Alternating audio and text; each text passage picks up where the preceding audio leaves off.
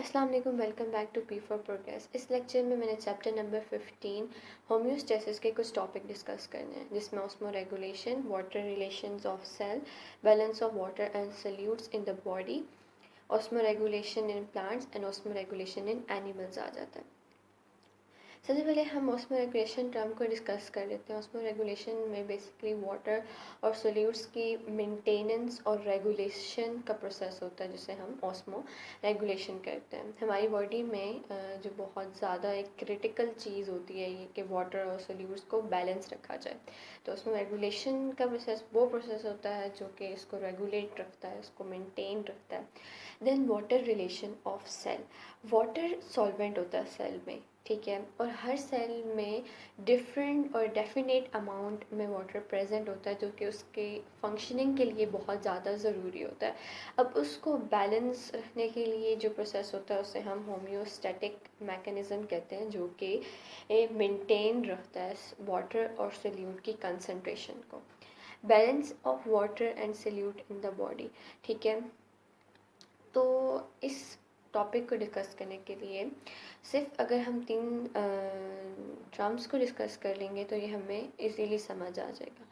सबसे पहले hypotonic environment. इन्होंने क्या किया है कि सेल को डिफरेंट इन्वायरमेंट्स में रखा ताकि वो ये चेक कर सकें कि एक सेल कैसा रिस्पॉन्स जनरेट करता है। सबसे पहली इन्वायरमेंट जिसमें इन्होंने सेल को रखा था वो है हाइपोटोनिक इन्वायरमेंट। हाइपोटोनिक इन्वायरमेंट वो इन्वायरमेंट होती है जिसमें सॉल्ट की कंसनट्रेशन कम होती है। तो अब जब सॉल्ट की कंसनट्रेशन इन्वायरमेंट में कम है और सेल में ज़्यादा है, तो हमें पता है कि वाटर जो है वो मूव करता है from an area of higher concentration to an area of lower concentration. तो होगा क्या कि इन्वायरमेंट से वाटर मूव करेगा सेल में, जिसकी वजह से सेल टर्जेट हो जाएगा। फिर है हाइपरटोनिक इन्वायरमेंट। हाइपरटोनिक इन्वायरमेंट में ये होता है, हाइपर का मतलब है कि सॉल्ट की कंसनट्रेशन अब ज़्यादा होगी, तो अब इन्वायरमेंट में सॉल्ट की कंसनट्रेशन ज़्यादा है, तो क्या होगा कि अब वाटर मूव करेगा सेल से इन्वायरमेंट में, जिसकी वजह से सेल श्रिंक हो जाएगा।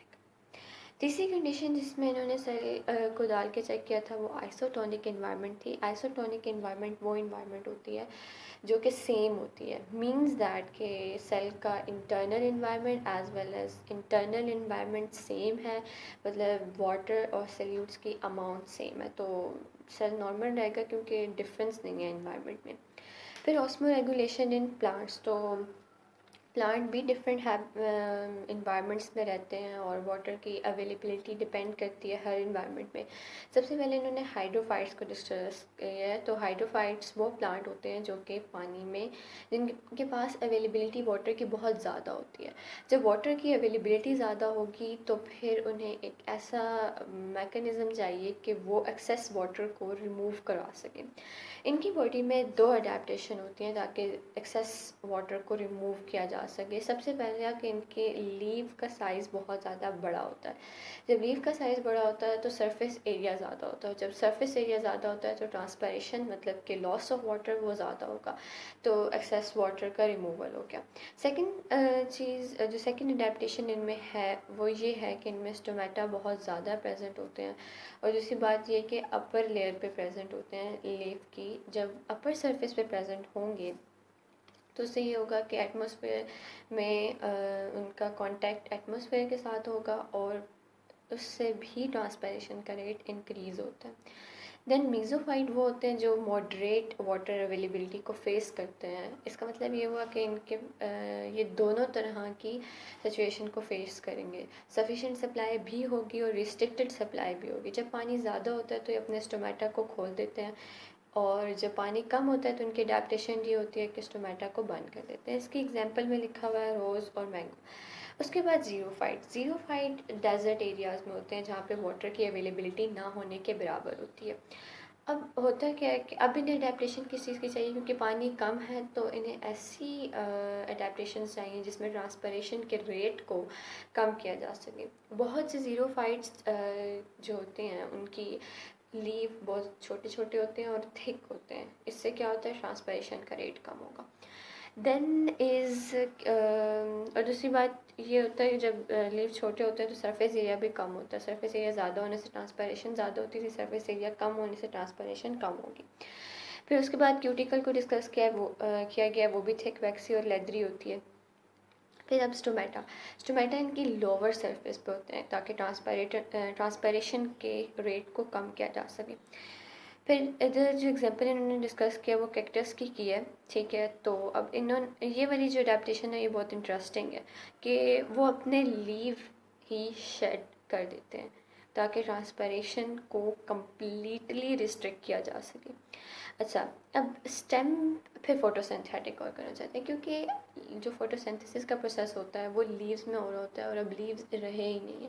और जब लीव्स नहीं रहे तो फोटोसिंथेसिस तो प्लांट के लिए बहुत ज़्यादा ज़रूरी है ना, तो फिर स्टेम जो है वो फोटोसिंथेटिक ऑर्गन बन जाता है। रेनी सीजन्स में ये होता है कि फिर स्टेम जो है वो वाटर को स्टोर कर लेता है और फिर उसको यूज़ करता है ड्राई कंडीशंस में, ठीक है। कैक्टस ही थी इसकी एग्जांपल। देन जो नेक्स्ट टॉपिक है वो है ऑस्मो रेगुलेशन इन एनिमल्स। तो एनिमल्स में वाटर और सल्यूट की कंसंट्रेशन को मेंटेन करना बहुत ज़्यादा ज़रूरी होता है। ये बहुत क्रिटिकल होता है क्योंकि एनिमल सर्वाइव नहीं कर सकते, तो ये इस चीज़ को मेंटेन करके रखते हैं।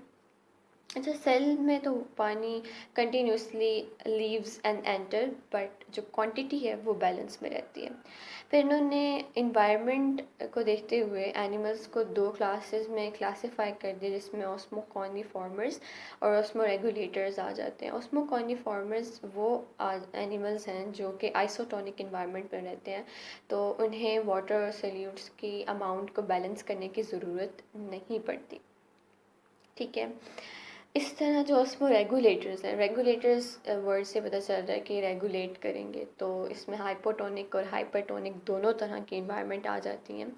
और जैसे कि हमने भी पिछले टॉपिक में डिस्कस किया था water balance of water and solutes in the body में, सेम वही होगा उस जैसे हाइपरटोनिक इन्वायरमेंट में हुआ था और जैसे हाइपोटोनिक इन्वायरमेंट में हुआ था। तो एनिमल्स भी वैसे ही करते हैं, वही प्रोसेस करते हैं और वाटर को बैलेंस करते हैं, ठीक है। इसमें मरीन फ्रेश वाटर इन्वायरमेंट्स आ जाती हैं, ठीक है। इन इन्वायरमेंट्स में एनिमल मेंटेन करके रखते हैं। Hope you like my video. If you like my video please give it a huge thumb up and don't forget to subscribe.